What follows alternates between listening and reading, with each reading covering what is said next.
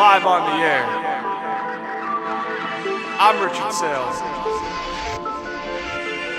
This is wild.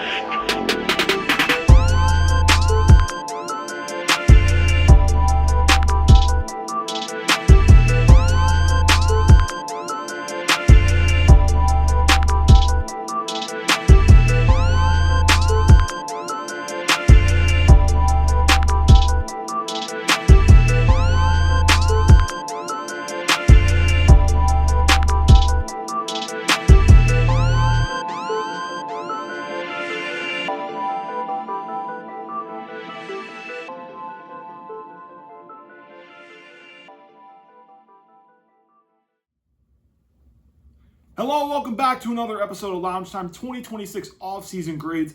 I'm your host, Rich Saile, and today we are going to be focusing on the Cincinnati Bengals and what did they do to improve in the 2026 season with their offseason moves. So let's start off by what were the big signings, what were the big trades that happened for this team. Well, first and foremost, the big free agent signing was Boye Mafe from the Seattle Seahawks, the defending Super Bowl champions, who was a rotational pass rusher for the Seahawks last year. Now he's entering a full 3 to 4 down pass rusher snaps count, which will give him an opportunity now to prove that he can be a double-digit sack guy, replacing Trey Hendrickson, who went to the Baltimore Ravens after his 5-year deal with the Bengals ended after this year. There was a lot of talk of the franchise tag with them the last 2 years, never really transpired to solidify him up for an extension. So Trey Hendrickson walks. Boye Mafe is the big signing in free agency they get from Seattle. They wanted to go younger on defense. And the other big signing on defense for the Bengals was actually a trade. Dexter Lawrence for the 10th overall pick in this past draft. So Dexter Lawrence is a guy that's an interior disruptor. He's a guy that can stop the run. And I think that when you also look at the additions they did with Jonathan Allen at the other defensive tackle spot, they still have the young guys, Miles Murphy, Shamar Stewart, and I know there's another name that I'm forgetting at the moment, Boye Mafe, Cassius Howell, they also drafted in the second round. This is a pretty damn good defensive line, and they really prioritize, let's start in the front, and then we'll poke in the pieces in the back end, which they also did by signing safeties, Brian Cook and Kyle Duggar, two guys that come from really good defenses within the last 5 to 6 years. Both safeties provide a little bit different tools to their defense. Kyle Duggar's more of an in-the-box safety, while Brian Cook can play more coverage, but he has a little capability of playing inside the box a little bit, especially with Spagnuolo's attacking defense in Kansas City the last couple of years. So they got two different safeties from really good defenses the past 5-6 years. So they bring some winning experience over there as well.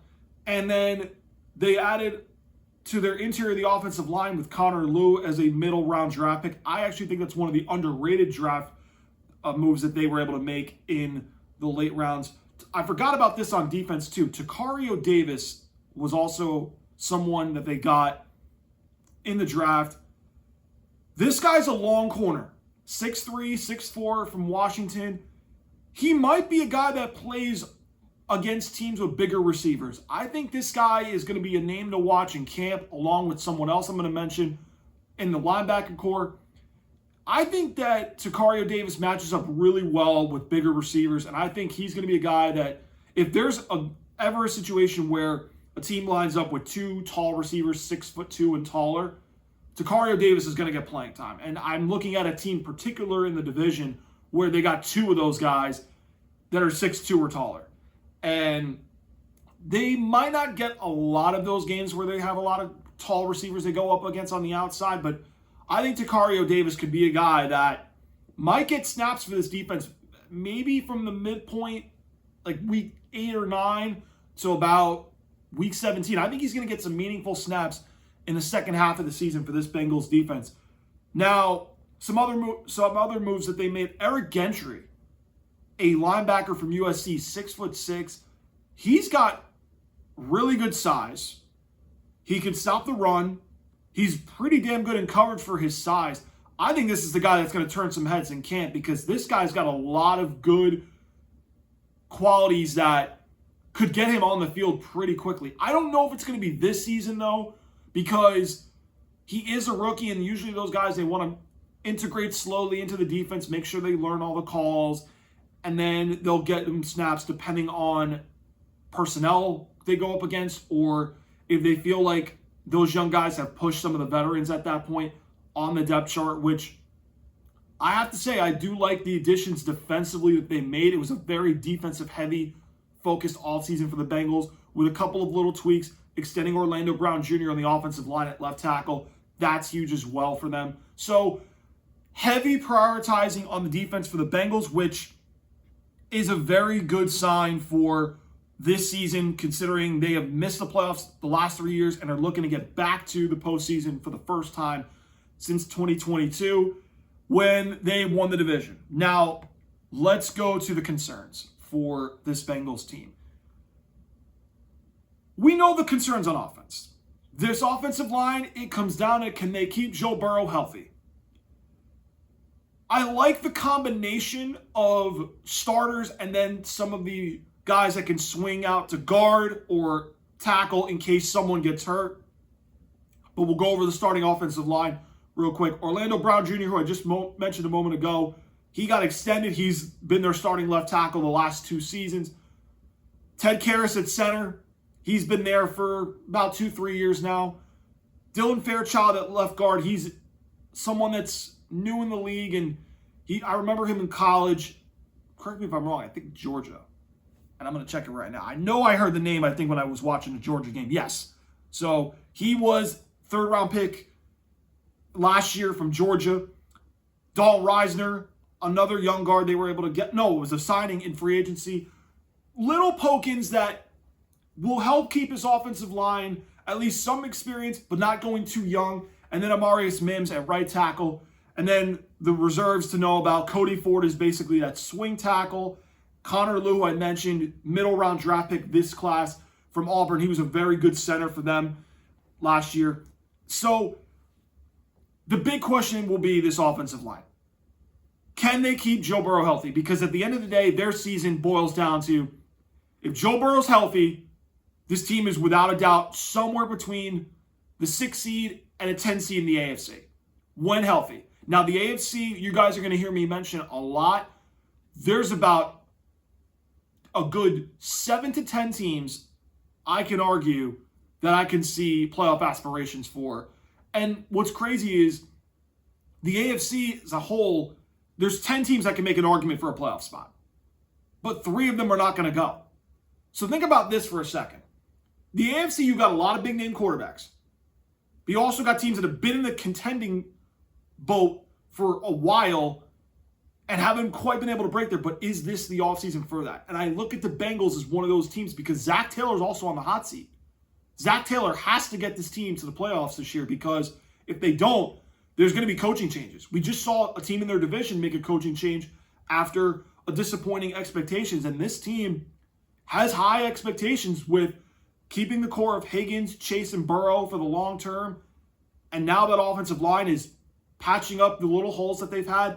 This offensive line is the biggest question mark because they've always been low in pass block win rate and protecting Joe Burrow as far as sacks allowed. So the biggest concern for this offense will still be the line until we know Joe Burrow can stay healthy, which doesn't give me quite much optimism as far as keeping him healthy, but they need to be able to make sure they keep 9 upright, no injuries. This team firmly will be in the playoff hunt once again for this upcoming season. Let's go to the defense, which is where I'm going to spend most of my concerns with. I think this defensive line is better than what it was the last 2 to 3 years, even with Trey Hendrickson.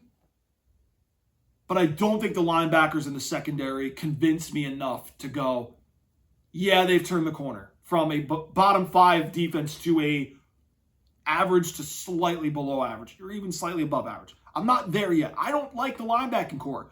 I mean, Demetrius Knight Jr., he's good. But he's not somebody that feels like he can be above average middle linebacker. Barrett Carter was good in Clemson, but none of these names jump out where you're like, okay, that's a cornerstone piece for this team to build on defense. That's what they're going to be finding out this year. Who are the cornerstone pieces that will be the foundation of this defense while we have the window open for Joe Burrow and Jamar Chase and T. Higgins now that we paid them all? We know Boye and Mafe is going to be in the conversation. Dexter Lawrence they just traded for. So those two defensive guys, without a doubt. Now, Miles Murphy, Shamar Stewart at edge, those guys, one of them could break out. And if one of them could ever break out to be somewhere between like 7 and 9 sacks, that's a huge boost for that defensive line, because if they're going to be a defense that's going to blitz with 4, one of those two has to break out. Jonathan Allen's a nice veteran that's been around the league, Commanders, Vikings at previous stops. Now with Cincinnati, I think he's going to get a little bit more one-on-ones with a lot of teams keying on Dexter Lawrence on the inside. So this front 4 is better than what it was. I like what they did with the young guys and the veterans bringing in to boost that defense. Let's go to the secondary since I spent some time on the linebackers a little bit. Dax Hill, good player, just undersized a little bit. Jordan Battle, need to see a little bit more, but Kyle Duggar's a veteran that it might play in certain situations, certain packages. Brian Cook, who I mentioned from Kansas City that they got. DJ Turner's a nice corner. He is. And then Jalen Davis is the nickelback. You know what I'm just thinking of now? I want to add this one note on defense real quick for the defensive line. I forgot. I just saw this now. BJ Hill. He's another guy that can defend the run. So I like the rotation they have, because BJ Hill's a good run stopper as well that can decently rush the passer. But that front defensive line of Mafe, Shamar Stewart, Miles Murphy, and Cassius Howell with Dexter Lawrence, Jonathan Allen, and BJ Hill, that's a really good rotation on the defensive line. And that's a huge boost for what this team needed to do to start improving this defense. The back end and the linebackers concern me just a little bit. I do think they made good moves, but I don't think they made enough for me to go, okay, they are making a huge jump from bottom 5 to slightly above average. They'll be somewhere, I think, between, I'm going to go 16 and 22 in most defensive rankings. I think they'll be better as a run defensive team because of their front. They might be in the middle of the road as far as sacks if those rotation pieces can stay healthy. I do think their back end is what's going to let them down this year. I do. I think they're going to be pretty below average against the pass. I think they're going to be below average in interceptions, and maybe they get a little below average in takeaways. I just don't feel confident with that back end being that much better and that middle linebacker group for me to go, yeah, they've turned the corner. They're definitely improved. They made good moves. They improved, but not drastically to where, okay, you can pencil this team in the upper class of the AFC, which is where I'm not there with them. I think they're somewhere between 6 and 10 in the AFC.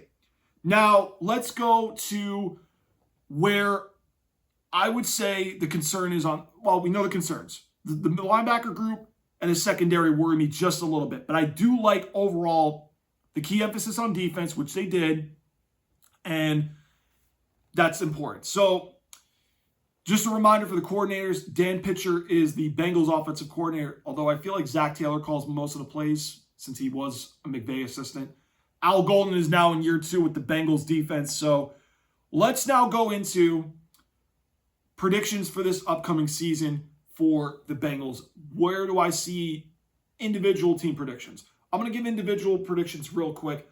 I do believe that if there's one receiver to break the 2,000-yard barrier this season, meaning the milestone, I think Jamar Chase is at the top of that list that can do it. I think it's too much to ask him to be a Triple Crown winner because Cooper Kupp did that about 5 years ago with the Rams, and I think that's lofty. But because I think this team is probably going to be leaning more on a balanced offense with Chase Brown, who's been a 1,000-yard back the last 2 years, I am going to go out on a limb and say Jamar Chase will lead the league this year in receiving yards and receiving touchdowns. I think he's going to get somewhere between and I feel like this is a crazy number, but it's reasonable. I think he's going to get double-digit touchdowns. Am I crazy to say it might be between 12 and 16? Maybe 17 just to throw because every team plays 17 games. I don't think that's too lofty. I think it's reasonable to predict that. I think it's a lot, but I think because Joe Burrow, if he's healthy, and Higgins is going to get some attention as well, I think this offense is going to be near the very top and passing. And I think if they can be slightly above average in the running game and be more balanced and complete, this offense is going to be good enough to get this team back to the postseason. And I'll go into their schedule in just a moment, but I'm going to say that Joe Burrow is a top 5 MVP candidate this year. If he stays healthy, that's a big if. Jamar Chase, though, leads the league in receiving. Somewhere between 12 and 17 touchdowns. I'm going to say yards-wise, I'm going to say like 1,500 receiving yards, I think is reasonable. I think it's likely. Because I think the Bengals feature him. And I don't see really a lot of games where Jamar Chase gets slowed down, maybe outside of the Chiefs a little bit. But I feel like even against the Chiefs, he makes a couple plays. But that's one game that jumps out. But I think Jamar Chase is just so tough to cover where there's no real answer. He's a guy that's going to lead the league in receiving yards. So, defensively, who do I think is going to have a big year for them right now going into 2026? Well,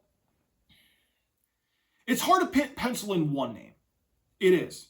I think I'm going to go, though, if I had to pick, I'm going to say Dexter Lawrence gets, for defensive tackle, I feel like 8.5 sacks, I feel like can happen.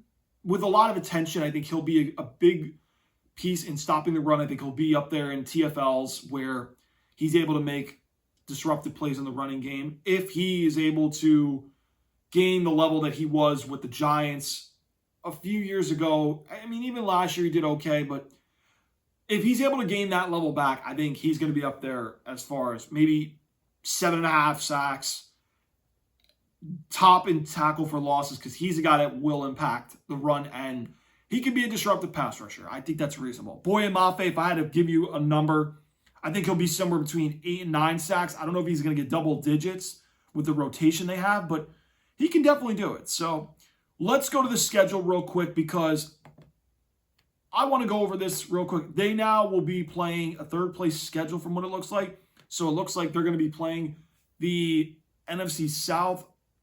The NFC South. They're going to be playing what looks to be the AFC South as well. And then the crossover game is the NFC East. So let's go over their schedule real quick where I'll give my record projection.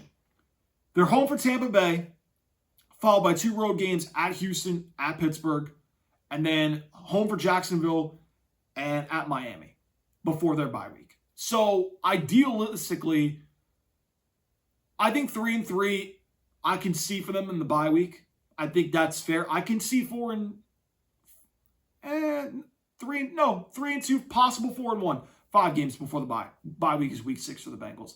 I can see somewhere between 3-2, 4-1, 2-3 at the bare worst, because I think there's a couple coin flip games that you'll hear me use for a lot of teams as we go along. Jacksonville is a coin flip game for them at home. I think they can beat Jacksonville at home.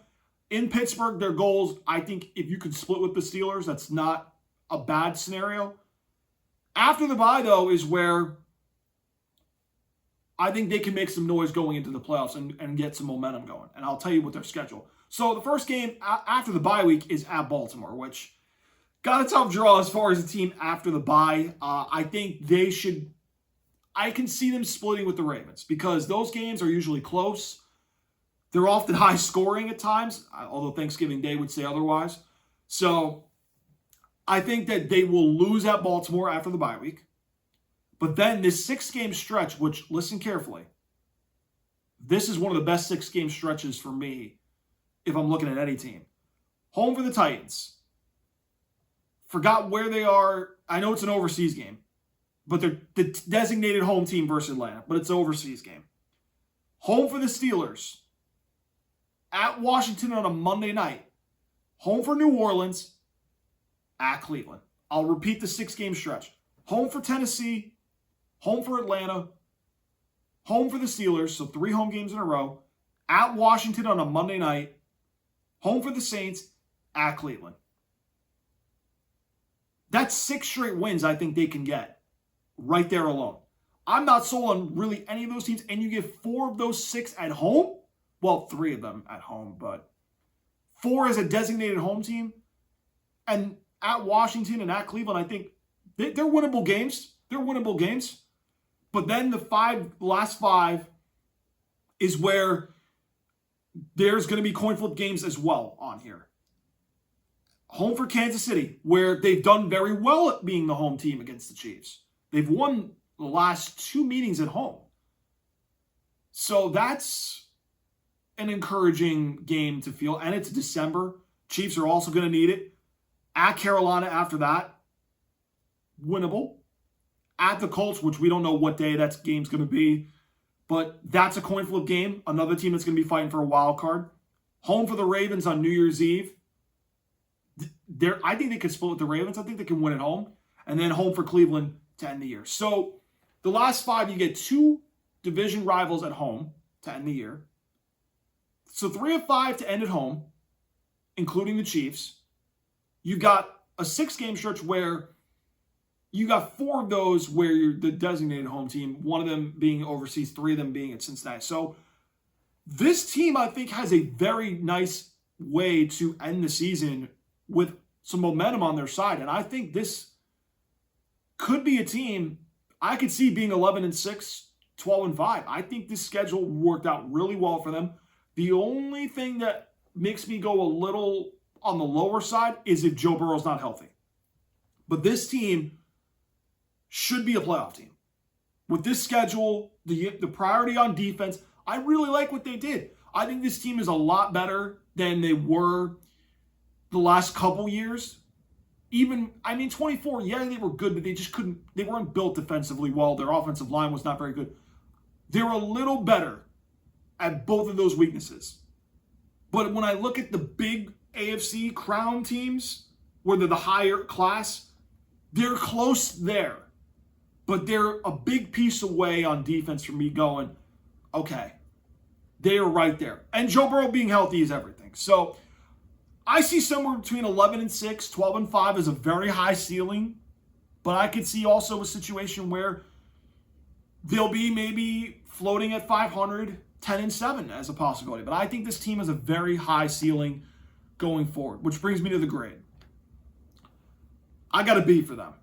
I'm going to give the Bengals a B. I think they did a good job prioritizing the defense as their top priority. I like the draft picks they were able to get with Cassius Howell and some of the free agent moves that they were able to get, and the Dexter Lawrence trade benefits them really, really well.